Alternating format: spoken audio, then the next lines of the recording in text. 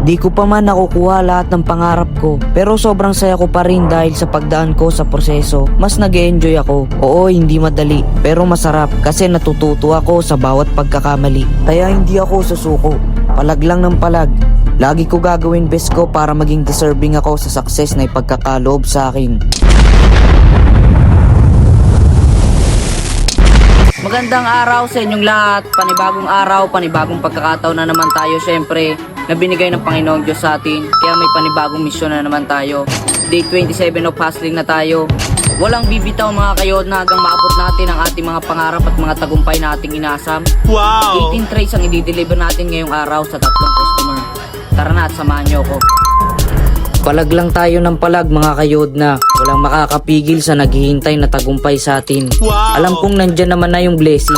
Kikilusan na lang talaga para maiabot ng Diyos sa atin. Kaya anong dapat nating gawin?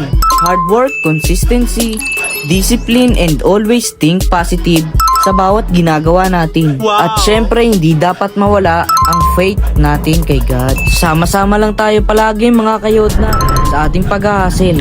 Walang bibitaw. Day 1 to 1 day talaga to mga kayod na. Wow! Nandito na tayo ngayon sa pang-una nating customer. 10 tray ng medium ang i-deliver natin sa kanya. Diyan o. Wow! 200 pesos per tray. Kaya may mga get na naman tayong Wow! 2,000 pesos. Yun, trust the process lang talaga mga kayod na. Gatsaga lang talaga sa ngayon at siguradong may pupuntahan. So nice. 10 tray ng medium. 10 tray ng medium. Pag ano ko dito, pagdaan kanilang 1 yata.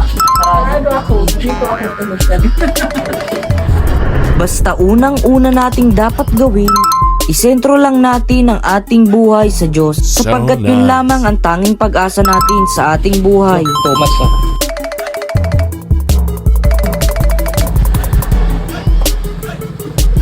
Sakta naman sa pag-deliver ko. Okay lang. Okay, content naman lang yan.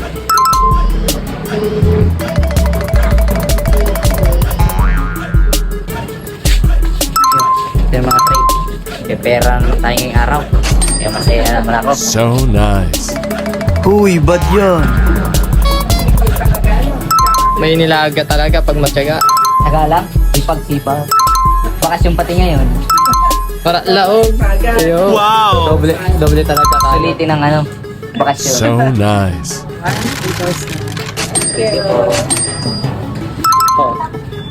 Wow! Tapos na tayo sa pang-una nating customer.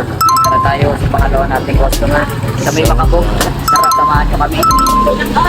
Tuloy-tuloy lang tayo palagi mga kayod na. Wow! Alam nyo nga minsan pag mag-isa ako sa kwarto, lalo na pag napapaisip ako ng malalim, natutuwa ako sa mga pinaggagawa ko.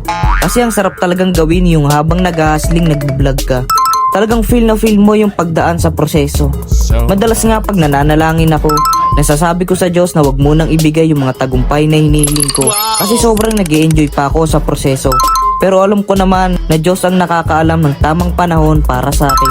Mga kayod na full storage na naman pala tayo, hindi ko na malayan, pasensya na kayo.